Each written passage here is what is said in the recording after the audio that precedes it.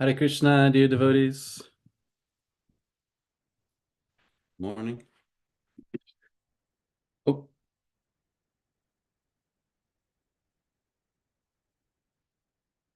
Hare Krishna.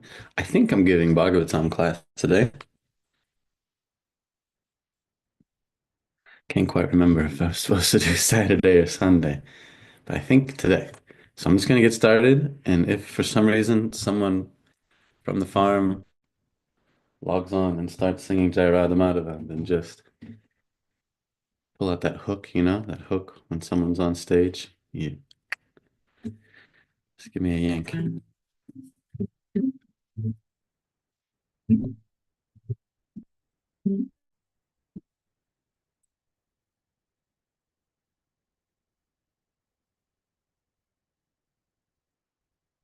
Jai Radha Madhava, Jai Kunja. Jaya Radha Madhava Jaya Kunja Bihari Jaya Gopanavalabha Jaya Girivara Jaya Girivarada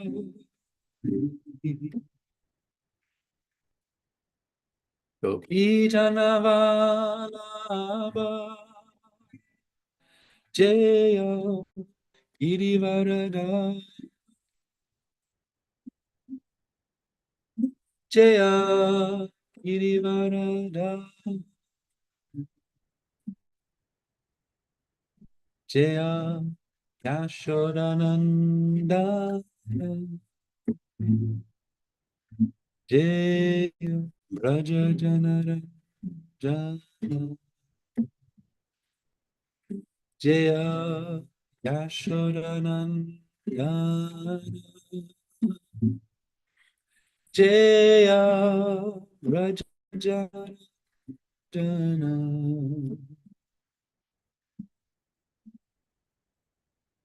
Yamuna Tiravanachari Jaya Kunjabi Hari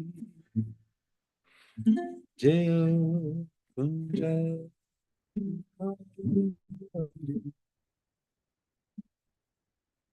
Yamuna Tiravanachari Jaya Kunjabi Hari Jaya Jaya Kunjabi Hari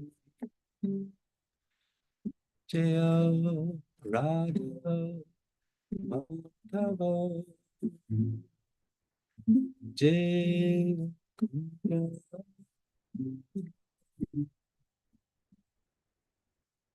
Jaya Radha Madhava Jaya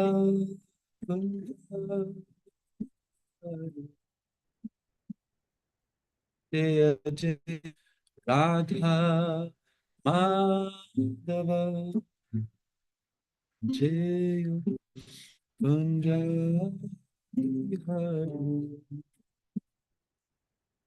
Jaya Radha Madhava Jaya Kunja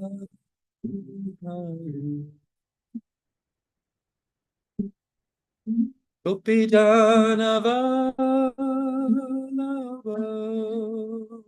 Jaya Girivarada Jaya Jaya Girivarada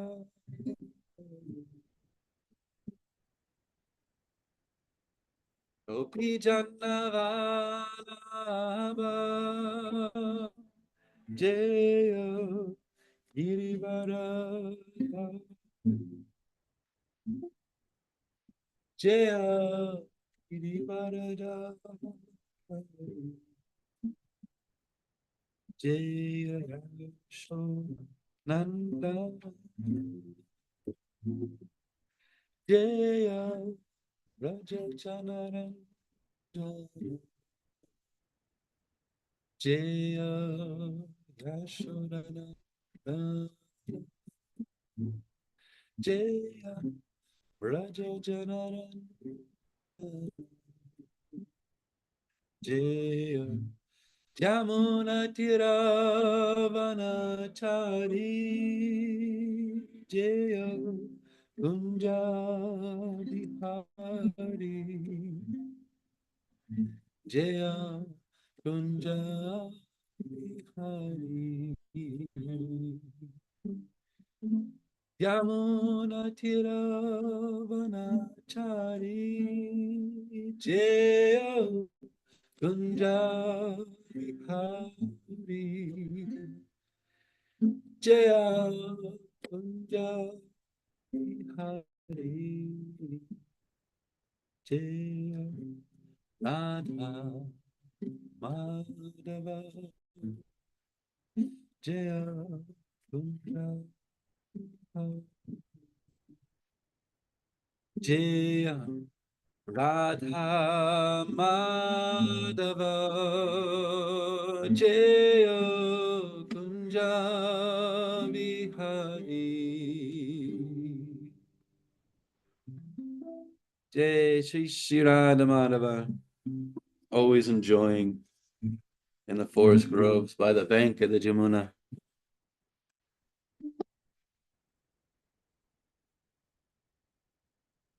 Shri Shri Radha Madhava ki jai, Shri Shri Radha Damodara ki jai, Jai Vishnu Pada Paramahamsa Bhujagacharya Tattarasata Shri Srimad Divine Grace for the A.C. Bhaktivedanta Swami Prabhupada ki jai.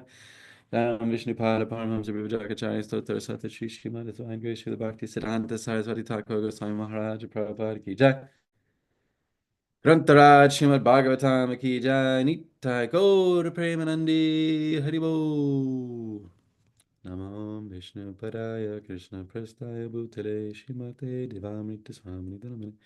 Namo Vishnu Padaya Krishna Prastaya Bhutale Shrimate Bhaktivedanta Swami Dhanamani. Namaste Saraswati Devi Gauravani Vajrayani Nim Shesha Shinvari Vasudhaya Shitarine. Om Namo Bhagavate Vasudevaya. Om Namo Bhagavate Vasudevaya. Om Namo Bhagavate Vasudevaya. Today we're reading from the Srimad Bhagavatam, 6th Canto, Chapter 9.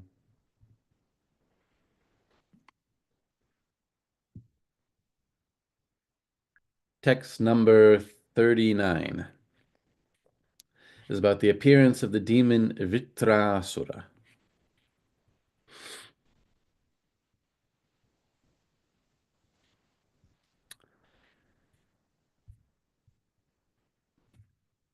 Ataha vavatava mahamritam mahimamrita rasa samudra vipursha sakrir avilidhaya swamanasi nishyanandamananarvarata sukena vismarita drishta shruta vishaya sukalesha bhashaha parama bhagavata ekantino bhagavati sarvabhuta priya suhridi sarvatmani nitaram nirantaram nivritta manasaha katam uha va eti Madhumatana punaha svarta kushala yatma priya suhrida sadavas tvachcharanam bhujanusevam vrishijanti nayatra punar ayam samsara paryavartaha.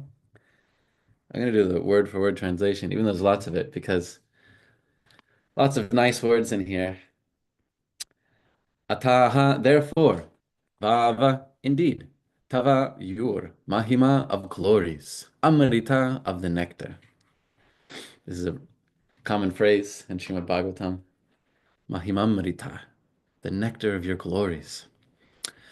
Rasa of the mellow, Samudra of the ocean, Viprusha by a drop, Sakrit only once, Avalidhaya tasted, Svamanasi in his mind, Nishandamana flowing, Anavarata continuously, Sukhena by the transcendental bliss. Vismarita, forgotten. Smarana, is of course to remember something. So vismarita, it's forgotten it. Drishta, from material sight. Shruta, and sound. Vishayasuka, of the material happiness. Lesha abhasaha, the dim reflection of a tiny portion. Lesha, tiny little lesha is a small part. Parama Bhagavataha, great exalted devotees. Ekantinaha, who have faith only in the Supreme Lord and nothing else. Bhagavati, in the Supreme Personality of Godhead. Sarvabhuta, to all living entities. Priya, who is dearmost. Suhridi, the friend. Sarva Atmani, the super soul of all. Nitaram, completely. Nirantaram, continuously. Nivritta, with happiness. Manasaha, those whose minds. Katam, how. Uha, then. Va, or. Ete, these. Madhu Mattana, O killer of the Madhu demon. Punaha, again. Svaarta Kushalaha, who are expert in the interest of life. He, indeed. Atma Priyasurida, who have accepted you as the super soul, dearmost lover and friend. Sadavaha, the devotees, Tvatcharana Ambuja Anusevam, service to the lotus feet of your lordship. Vishrijanti, can give up. Na, not. Yatra, wherein. Punaha, again. I am this. Samsara Paryavartaha, repetition of birth and death within the material world.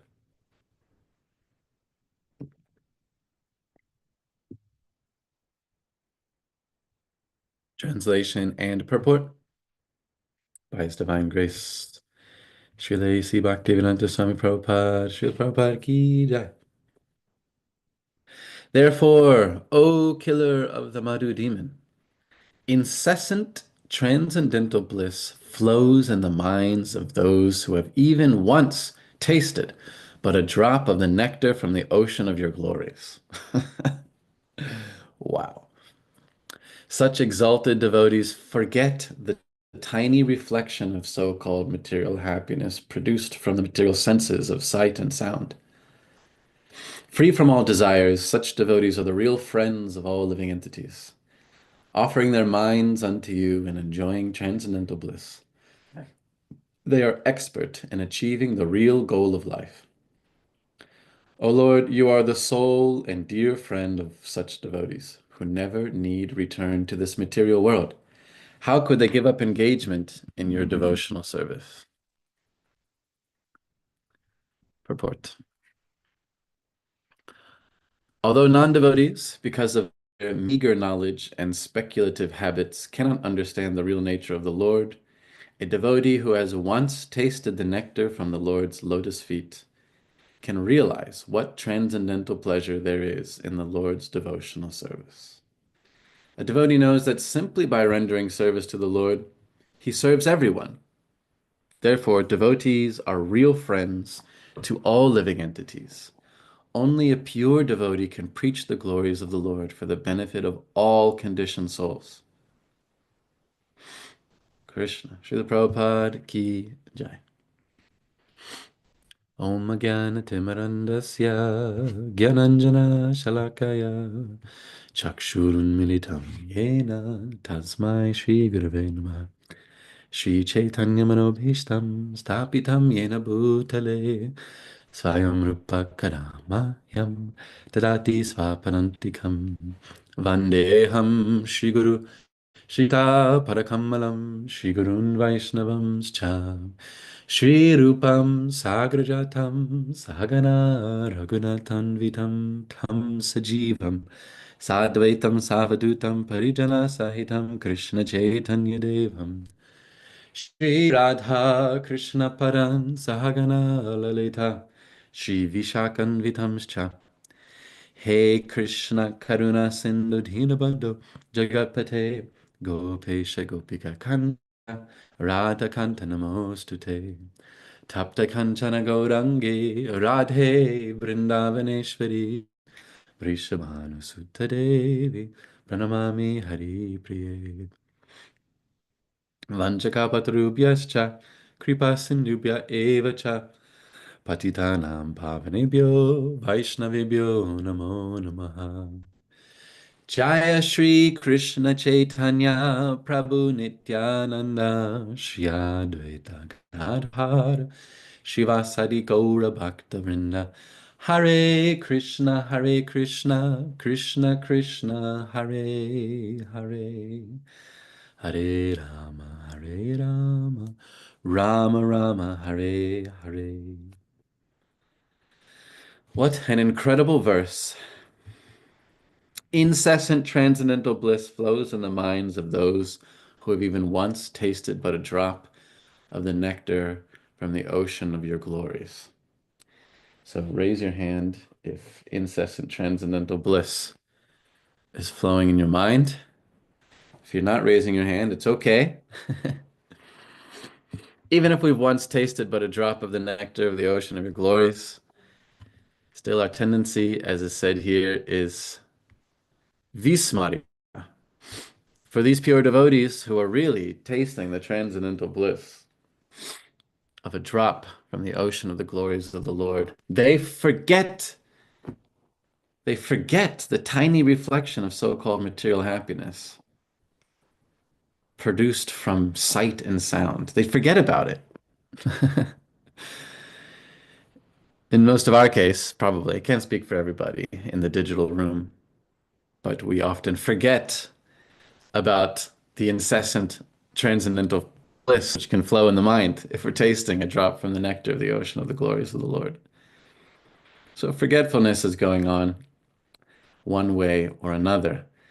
In either case, we depend upon the Lord to be able to forget Him and to enter into this material world and try to become a primary enjoyer that requires some help from Krishna. Like a teenager protesting, leaving home, and yet the parent still provides something for that teenager, giving them some money or some sort of facility so that they can venture off into their imagined independence. So similarly, by the grace of Krishna, we forget. We forget that actually our role is the secondary enjoyer.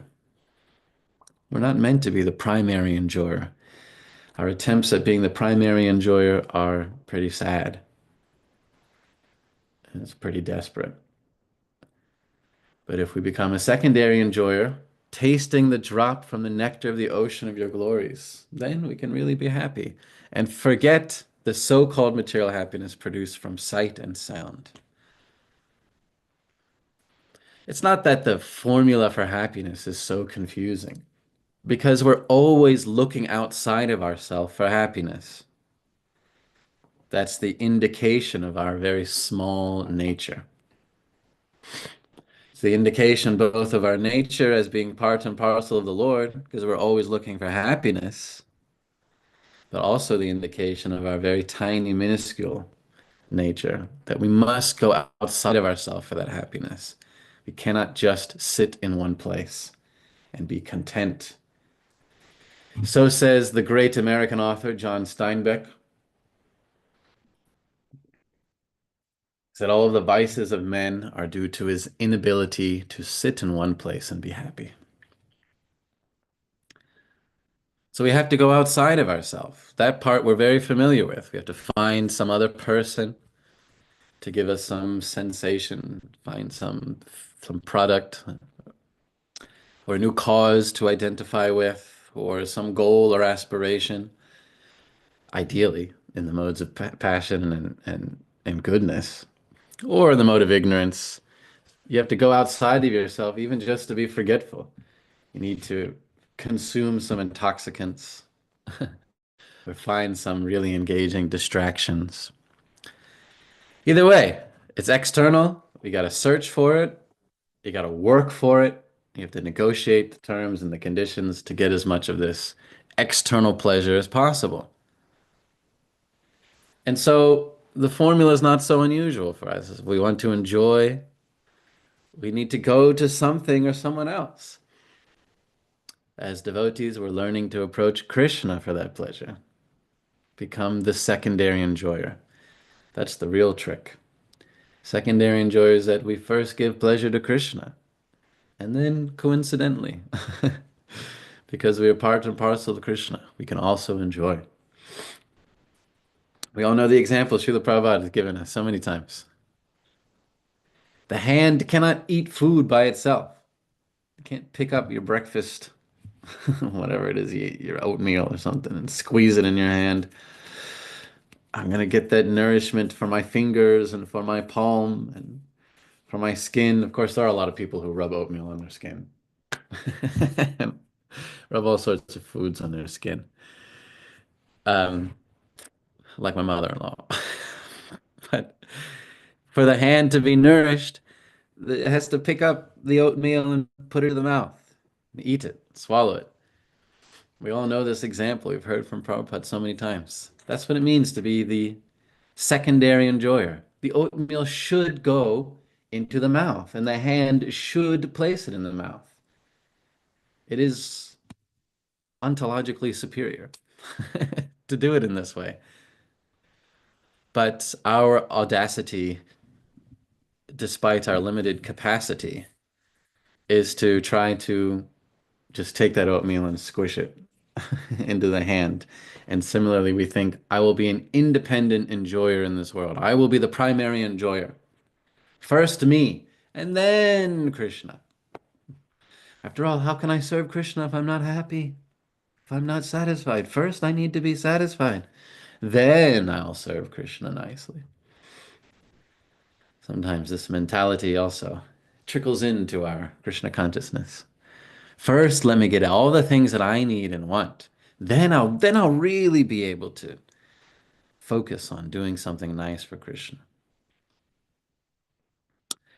It's so fortunate if we can get the experience that actually I don't need anything else. I can just please Krishna. That's what it means to be the secondary enjoyer. If I just please Krishna, actually everything else will happen automatically. But that takes a lot of faith. It takes a lot of faith. As Krishnadas Kaviraj Goswami says in his definition of faith, right? Shraddha Shabde, something kahe, Shrida Nishchaya. Shraddha Shabde, what is that next word? Shraddha Shabde, something kahe, Shrida Nishchaya. Krishna Bhakti, Krishna Bhakti Hoila, Sarva Karma Krita Hoya. This is the definition of faith, that if I just do everything for Krishna, everything else is taken care of. I make Krishna the primary enjoyer. Everything else will be taken care of, but we're so anxious, and then I got to get all of my pleasures first. I need to make all those arrangements. I need to spend a lot of time and energy thinking about what am I going to do for myself?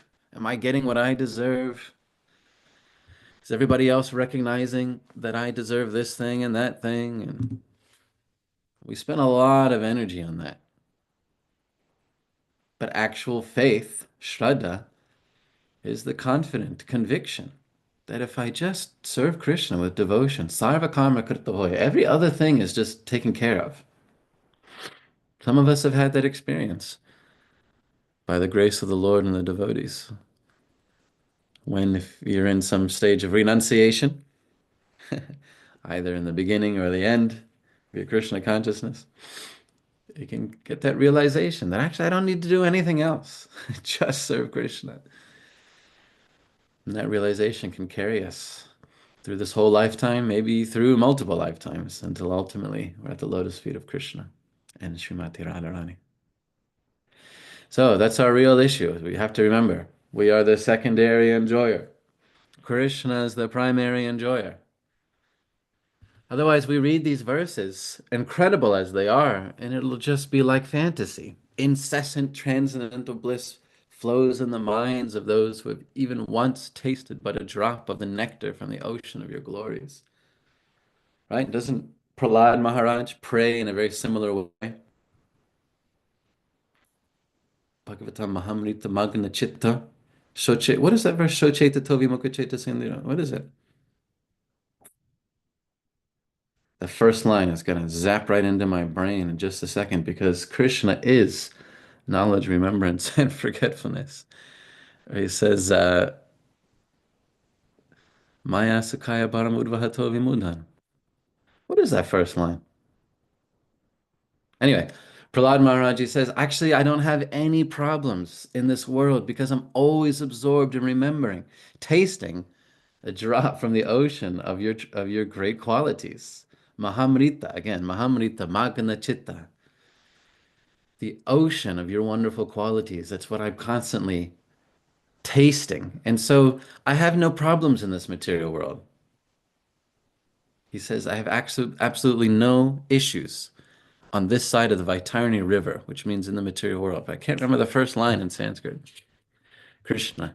And then Prahlad Maharaji goes on to say, there's actually only one problem that I have. Shochetato vimukha chetasar indiyartha mayasakaya urvahato vimudhan. The only real problem I actually have is that I'm thinking about all of those poor fools. Vimuta, they're so bewildered by this material existence that they're chasing after illusory happiness, maya sukha, like trying to grab wisps of smoke. He said, my only lamentation is thinking about them. I'm simply concerned out of love for them.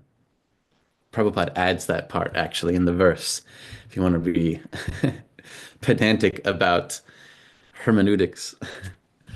Prabhupada literally just added that line. It's not Sanskrit at all, but he says, I'm simply concerned out of love for them.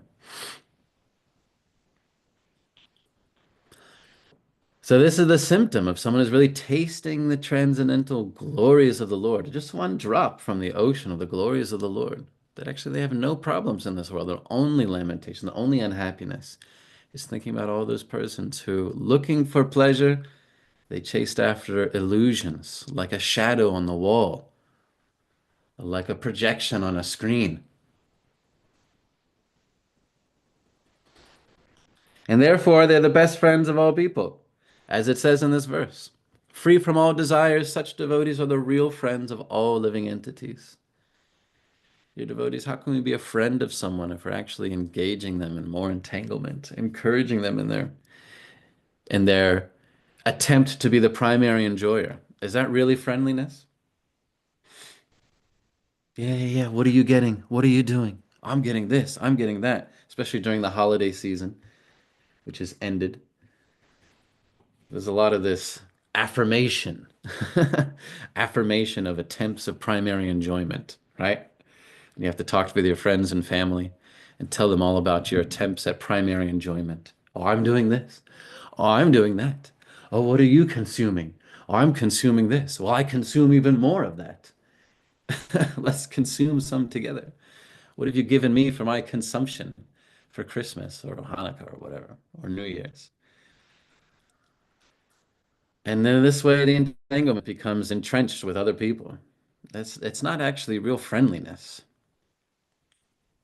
If we're going to be, really looking at it clearly according to this verse, it's not friendliness to engage people in this. But if we're actually free from all desires, then we can be the real friend and demonstrate firsthand for people who do not know how to be the secondary enjoyer by serving Krishna. Frankly speaking, that's being a real friend. So if by chance or arrangement you have to spend time with your biological families during the holiday season, you can demonstrate how it's actually better to be the secondary enjoyer. And, family members, they ask. I had to go down to California, dude, and visit my California family right down there in the Bay Area, man. And, you know, my family would always ask, why are you up so early chanting japa? You're still doing this after 25 years? They say, why? Why are you doing this? And of course, my California, very atheist-leaning family, they're always posing the questions in such a way. Is this something that you have to do? Is this something your religion forces you to do? I told them after 20 something years, actually, I really like it. I'm enjoying being the secondary enjoyer. I enjoy calling out the names of Krishna. And they can see. That's why they inquire out of curiosity. Well, why? How do you still doing this? How are you chanting this japa after so many years, every day? So they start to inquire. What they're really saying is, what is it like to be the secondary enjoyer? Because trying to be the primary enjoyer sucks. There's just a lot of frustration, which is why they need constant distraction. I don't know about all of your families, but my family, it seems that the real goal of life is simply to watch as much football as possible. Maybe it's just because it's like the Christmas time. There's a lot more football games on. I don't know. I don't watch football. But they've got separate televisions in all the different rooms of the house, and every single television is on playing a football game. They just kind of wander in between each game, and you just kind of like stand there with some snack, and then comment something about this player or that player, and then they kind of wander off into some other room, and then whoever's in that room watching that game, they comment on this, and it just goes on and on and on, just like constant distraction. And then they might look at us, how we're talking about this devotee or that devotee, or how Prahlad Maharaj does this, and Shukadeva Goswami says that, and they think we're crazy. Meanwhile, they just know unlimited facts and figures about each person who's catching the football. I'm just like, I'm baffled by it. I was absolutely baffled by how much they can talk about this person throwing the ball and that person running with the ball. It's just incredible. But all of this is distraction from the attempts of being primary enjoyer. I guess in some sense they get this experience of secondary enjoyment when you're watching football because they can't go out and run like that. They don't have that athleticism. So you just kind of imagine, oh, this guy's catching it and this guy's throwing it.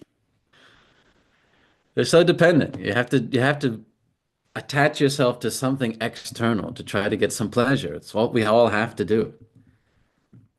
The devotees, they attach themselves to Krishna. They make Krishna the primary enjoyer. It's that simple. So, if we can really demonstrate what it's like to be the secondary enjoyer, how pleasurable it is to chant the Lord's holy names, then we become the real friend of all people. As it says here, free from all desire, such devotees are the real friends of all living entities. It's so nice to help someone that way.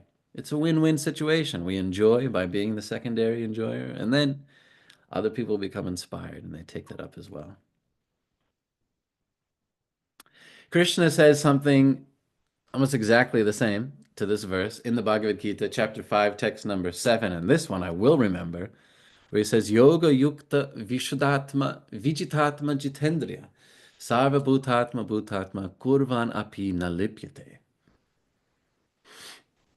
You know, he's really illustrating what is our transcendental position if we become the secondary enjoyer.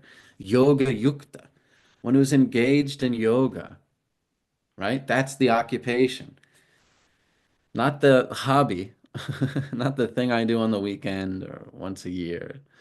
That's my occupation. That's my yukta. Yoga yukta vishuddhatma. The soul is very purified from the misconception of trying to be primary enjoyer. And vijitatma jitendriya. In this way, the senses become naturally controlled. Just like when there's delicious pizza, your senses become naturally focused. It's not an austerity. It's not an effort. It's not an intellectual justification. If that hot and fresh pizza is right there, your senses naturally become controlled. Get it. Get the pizza. It's called ruchi, the stage of bhakti called ruchi, where there's a natural taste. You don't have to try to justify it or remember it or make it some regulative principle. You just get it. So, for one who's engaged in yoga, Vijitatma Jitendriya, the senses become naturally controlled by attraction to Krishna's qualities. And then Sarva Bhutatma Bhutatma, which is very interesting. Krishna says such a person is as compassion and kindness for all living entities. They naturally benefit all living entities by that quality, just by demonstrating being a secondary enjoyer. It's like waving that flag, you know? I know you all used to say in the 60s, wave your freak flag high. We're waving the bhakti flag and showing being the secondary enjoyer is so much better than competing, fighting against this world, to get one little semblance of being a primary enjoyer once a year, maybe once a lifetime, where you can tell everybody, and I was in this one instance, I was the primary enjoyer. I really bested all of the obstacles, and I got to be the primary enjoyer. They brag about it and post it on social media. It's sad, really. But as devotees, we can demonstrate being the secondary enjoyer, being the lover of the Lord is so much better. It's just so much better. I met this wonderful Christian woman yesterday, and she was just exuding that joyfulness from her faith. I didn't really understand her philosophy. Um, you know, it wasn't as developed, of course, as our Srimad Bhagavatam philosophy, but her natural devotion was just so apparent. And even just listening to her, as sentimental as it may be, I was just like so impressed. Wow, this is so much better than just trying to buy some new thing and showing everybody else what I've bought or what I've accomplished or who I'm lording it over. So much better to just express your faith with so much devotion. In this conversation I had with her, every other word is just like, it's just God gave me this and God gave me that. And by the grace of the Lord, God helps me to overcome so many things. It's just like so happy about it. It's very attractive to be dependent on the Lord in that way. It's so much nicer. And in that way, we actually become the friend of all living entities. That's how you benefit anybody, just by being a devotee of Krishna. Trying to be the primary enjoyer is not an innocent affair. I'll finish on some point. Maybe this point. It is not innocent to try to be the primary enjoyer. You might think, what's the big deal? So I use somebody's body, or so I steal some money from somebody else and get some stuff. What's the big deal? I got to climb over somebody else so that I can be on top. Problem is, trying to enjoy is very much entangled with trying to control. We have to control the environment to enjoy. That's the real issue. Trying to enjoy is very natural for the soul, for the living entity. That is our theology, that we are Satchidananda. We're naturally looking for pleasure because we're part of Krishna. So that part really is innocent. The problem is in this material world, it is married to the need to control everything. And that's where we accrue such terrible karma. Forcing someone else to act in a particular way, exploiting the resources of material energy, lying, cheating, stealing, killing, literally killing other living entities or even other people just to get some pleasure. This is necessary to get the material enjoyment that we want. So we must try to control the environment in order to squeeze out some attempt at primary enjoyer. And so it's not an innocent affair. If I want to eat some food and I want something that's out of season, like eating papayas in the winter in Pennsylvania, then that there needs to be a lot of control. There needs to be a lot of particulars that are controlled for that to happen. Somebody who's got to be paid 25 cents has got to pick this fruit, grow this fruit somewhere in South America, pick it, you know, put it into so many containers, ship it all the way up here, put it in some supermarket. This is a lot of controlled particulars just to get that thing. It's a lot of labor that's forced. And unless everybody's reciprocated with exactly as they deserve, which of course doesn't happen, especially in our late stage capitalism, then there's all sorts of karma. That's where we get our karma is actually by, the interactions we have with other living entities. We're causing all sorts of bad karma. Not so much what we do to ourselves, but what we have to do to other living entities to try to be the primary enjoyer. It accrues bad karma. Samam charantam sarvatra bhutanam yanmita kali, Queen Kunti says. The Lord is actually equal to everyone. But Bhutanam Yanmita Kali, it's because of the conflicts between every living entity that they accrue bad karma and they experience some good situation here or some bad situation there. If I want to have some clothing that's inexpensive, it has to be made by some slave somewhere. You have to control that environment. You have to control another person. And they're controlled either by economic slavery or by physical slavery, the literal whips and chains. So it's not an innocent thing that I want to be the primary enjoyer. Let me have this fast fashion. Fast fashion is a really horrible industry. And anyway, it's just extremely wasteful, like so many other things. So it's not an innocent thing if I want to just get that cheap thing from Walmart, for wondering, why is this t-shirt only $5? So a lot of particulars have to be controlled. A lot of people have to be controlled to make that happen. And so it's not innocent. And of course, the principal enjoyment of this material world, as Prabhupada said so many times, is sex desire, and that involves controlling another person's body. Now, there is, of course, sex according to religious principles, as Krishna says in the Bhagavad Gita, where there's a mutual exchange and creation. It's called procreation for a reason. And that can be an offering to Krishna. But without that, it's just having to use another person's body, squeeze some squeeze some fluids out of them. And that means trying to control them. And of course, there's so many ways in which people try to control another person's body so that they can get sexual enjoyment out of them. And for the men especially, you can literally get books.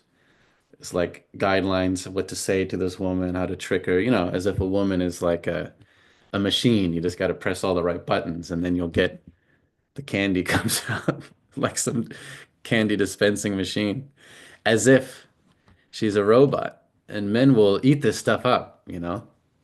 Maybe some women do it too, but I think mostly the men, they eat this stuff up. How to play the game.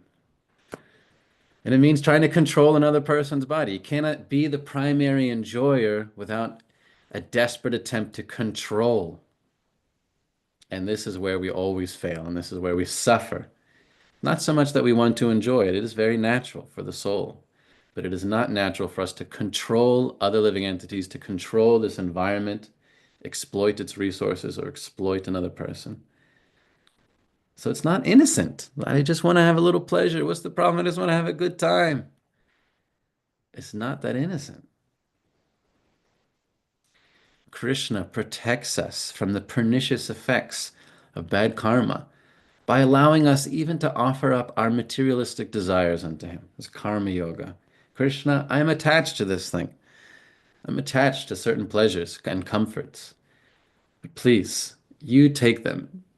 Let me use them in your service. And this way we can at least be protected from the karma. But ideally, as is described in this verse here, we become the secondary enjoyer. Within our mind should always flow a transcendental bliss because of tasting the nectar from the ocean of the glories of the Lord. That means always chanting his holy names, hearing about him from Srimad Bhagavatam, from Chaitanya Charitamrita. This is how we become the secondary enjoyer. By thinking of ways to please Krishna. Krishna has senses. Krishna would like pizza. There's pizza in the spiritual world, right? Everybody? Everyone agrees there's pizza in the spiritual world. It's one of our most delicious controversies. Of course, our theology is so clear because of Srila Prabhupada and because of Srimad Bhagavatam. So the devotees don't have much to debate about in theology, but we like to debate about what you can eat and what you can't eat, and whether or not there's pizza in the spiritual world. But I'm pretty confident that there's pizza in the spiritual world. So we offer it to Krishna. That's how we become the secondary enjoyer. When to speak of offering pizza, this verse says offering their minds to you and enjoying transcendental bliss. They are expert in achieving the real goal of life. So let us contemplate, let us meditate upon how to become the secondary enjoyer, how to preach the glories of the Lord by demonstrating being a secondary enjoyer and showing it's actually better to offer everything to Krishna, to meditate upon Krishna's holy names. It's actually better than trying to control the environment around you and control other people to squeeze a little pleasure out of them. It's actually better. It's superior. If we have that experience, then we can demonstrate it to others, and this way be the friend of all living entities. That's why Prabhupada says in this purport, a devotee knows that simply by rendering service to the Lord, he serves everyone. This is not a cop-out. This is actually waving your bhakti flag high and showing it's better, rendering service to the Lord so that others can be inspired. In fact, that's why most of us are even here listening right now. It's because we saw someone who was tasting transcendental pleasure and we thought, wow, that's a lot better than me, I don't know, trying to squeeze another person's body. So let's take seriously our innate proclivity to enjoy, to experience pleasure. Let's take that very seriously and therefore experience the best pleasure as a secondary enjoyer. One who first gives pleasure to Krishna and then enjoys even more. It's paradoxical to our materialistic conception. It's not our habit, but it can become our habit by practice and by the association of devotees so that we can enjoy transcendental bliss, just like Srila Prabhupada, just like our spiritual masters. Just like Krishna himself, when he comes as Lord Chaitanya, he's also showing, he's demonstrating being the secondary enjoyer. It's even better than being the primary enjoyer. In fact, he wants to be like Srimati Radharani and enjoy serving Krishna. That's the incredible esoteric theology of Sri Chaitanya Mahaprabhu. The Supreme Personality of God himself coming to enjoy, like Radharani, by serving Krishna. He wants to taste that pleasure. That's even better. Even better than being Krishna. Even Krishna wants to serve Krishna. And here we are thinking, no, no, no, no, I'll find my own happiness in this world. I'll be the primary enjoyer. I'll control my environment sufficiently so that I finally am the winner and I can tell everybody how I've conquered over my enemies and climbed on top of the dog pile of happiness. Even Krishna is showing, no, no, no, I want to be the secondary enjoyer and taste the pleasure that Srimati Radharani tastes. Right? Anarpita Chirim Charat Karuna Avatina Kala Samarpaitam Unta Ujvala Rasam Svabhakti Shriyam Hari Parata Sundara Duti Sadamba Kandipita Sada Hridaya Kandare Sparativa Sachinandana. As Sri Chaitanya Mahaprabhu is manifested to demonstrate the Sankirtan movement, to taste the highest pleasure, Unata Ujvala Rasam Svabhakti Shriyam. He's actually showing there's no better pleasure than that. Unata Ujvala Rasam. Ujvala Rasa. It's the most magnificent flavor of enjoyment.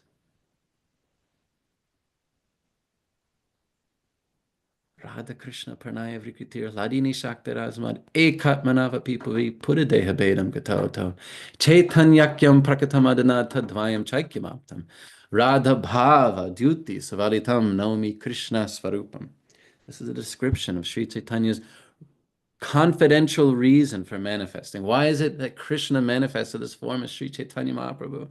There's an external reason to set the Yuga Dharma of Harinama Sankirtan, but he has also a very confidential reason. Shri Radhaya Pranaya Mahima Kidishava Madhya Sokyam Chasya Man Anubhavata Kidisham Vetiloba Tadbhavadya Samajini Sachikar. What is it? Shri Radhaya Pranaya Mahima Kidishava Vetiloba. To taste. What is it that Srimati Radharani experiences when she's serving me? Krishna wants to know, how is it that she's enjoying even more than me? She wants to taste. What is that pleasure? that Radha feels while she's serving me? What is the happiness that she sees in me? Krishna wants to know this. What is it like to be the secondary enjoyer? Because paradoxically, it's even better than being the primary enjoyer. But here we are, so audacious, thinking, no, no, no, I'm going to be the primary enjoyer. Look out for number one. Even if I have to hurt other people, even if I have to maim other people, even if I have to exploit them, still, I'm going to be the primary enjoyer. But Krishna, he wants to enjoy like Radharani by serving Krishna, chanting his holy names, telling other people about Krishna. So when are we going to wake up from this illusion and realize even Krishna wants to be a secondary enjoyer? So who am I to imagine something else? Anyway, in conclusion, this verse is illustrating the goal of our life. And if we're not there yet, it's all right. We're getting there. By the grace of the Lord, we're going to get there step by step. Incessant transcendental bliss flows in the minds of those who have even once tasted but a drop of the nectar from the ocean of your glories.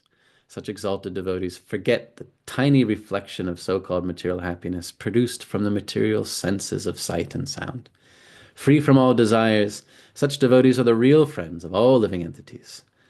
Offering their minds unto you and enjoying transcendental bliss, they are expert in achieving the real goal of life. O Lord, you are the sole and dear friend of such devotees who never need return to this material world. How could they give up engagement in your devotional service? So let's be inspired by this verse. It might seem like it's way out of our reach, but it is entirely possible by the transcendental science of bhakti. Srila Prabhupada is guiding us there step by step. This is real life, not just some justification, not some lip service. This is the real life and real potential. Hare Krishna. I hope to get there with you, Prabhus. Grantaraj Srimad Bhagavatam ki jai, Srila Prabhupada ki jai, Nitai Gaura Premanandi, Hari Hari Bo.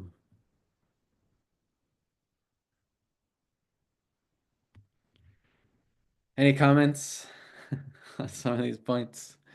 Don't ask any questions because I'm not there yet. I'm definitely not the devotee that's being described in this verse. So don't ask any questions, but if you'd like to make a comment and help me, I would love to hear such comments. Because when I hear this, I just think like, yes, that's really what we deserve. Incessant transcendental bliss from tasting a drop from the ocean of your glories. Just love it. No, but if everyone's fully satisfied, then we will I wrap up. Oh, I have a question I think you won't object to. yes, is it about pizza in the spiritual world? No, I was busy with something and you were talking about a verse, trying to remember the first line. Was that what was that from the seventh canto, Prahlad Maharaj? Is that what you were looking for? Chapter 9. Right, where he says, I don't have any problems. I just remember I'm always swimming in the ocean of your glories. Mahamrita Magna Chitta. But I can't remember the first line. Oh, that's 7943. No, um, wait here. Try that. That's the one. Naivo Dvijay Paradaratyaya Vaitaran. Yes, exactly. Thanks, Prabhu. Lovely verse. It's very similar to this one that we're reading in the sixth canto. It has the same words actually. Mahamrita, Magna Chitta. The ocean of your incredible, sweet glories. So that means we have to hear about Krishna. What is Krishna doing right now? You know, it's 7:56 a.m. Do you know where Krishna is? Maybe Leela Kishore Mataji and Tarka Prabhu remember those old television commercials. They were even playing when I was a young kid. It's 10 p.m. Do you know where your kids are? It's like this public service announcement on TV. So similarly, we should be thinking, it's 8 a.m. Do you know where Krishna is? What is he doing? Getting up to milk the cows, taking the cows into the pasturing grounds. This is how we should be meditating on the ocean of the glories of Krishna. It's called the Ashtakalya Leela. It's particularly considering the different 8 different periods of the day and what Krishna is doing at those different periods. It's a bit more advanced meditation on Krishna's activities. So that's what we should be doing. Hare Krishna. Thanks for reminding me of this verse, Prabhu. All I do right. have a quick comment Oh, yes, Prabhu. with regards to controlling others for the purpose of exploiting them. There are instances in which controlling others is prescribed by Shastra. Sometimes it's a matter of duty to control others. Husband is supposed to control his family members, but he's not supposed to exploit them. Um, and the means of control, it's not like some tyrannical force. Srila Prabhupada gives an example. Trying to find it here. Uh, and, um, some days, some days just can't. God. Anyway, the gist is Srila Prabhupada gives this example that the husband should control the wife by uh, satisfying her desires by supplying nice clothing, jewelry, and so on, but not for the purpose of exploitation, but for the purpose of protection. So there's that important distinction. Hmm. It's true. Thank you, Prabhu. Yes, according to the rules of Varna and Ashrama, there has to be some control, of course. So I should be more explicit that when we have the tendency to exploit, then of course there's so much bad karma. But some people have the responsibility to control others. And I pray that they can do that we can do that in full Krishna consciousness without any attachment. The problem is that even if we have some right or obligation, very easily we can become attached and then it's exploitative and it's like playing with fire. Of course, at some point, all of us must relinquish all control. Death will take away everything anyway. So better we become detached. But yes, thank you for sharing your many, many years of experience, Baru, especially as a family man who raised so many nice kids. And there's some control involved. Oh, I found what I was looking for. This is fourth canto, 27th chapter, uh, purport to the first text. Where is it? Srila Prabhupada says, it is therefore a man's duty to keep a woman under his control by satisfying her, giving her ornaments, nice food and clothes, and engaging her in religious activities. So, All right. So I should get some jewelry for my wife. Thank you. Yes. Hare Krishna. Hare Krishna. Thank you for a very nice and engaging class. Hare Krishna. Thank you, Prabhu. All right, there's no other comments. I suppose we'll finish here. I'm not sure if we'll get darshan of the Lord.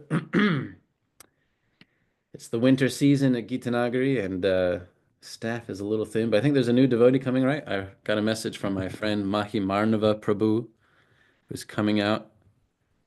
So we'll meet him soon. But I don't think we're going to have darshan today unless you get the pictures from the WhatsApp group. So, thank you, dear devotees. Grantaraj, Srimad Bhagavatam, Ki Jai, Srila Prabhupada, Ki Jai. Nitai Gaura Premanandi Haribo.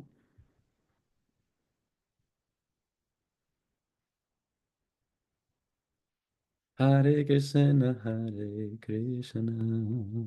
Thank you for your class, Krishna. Prabhu. Oh, thank you, Mataji. So nice to hear your voice. Hope you're well.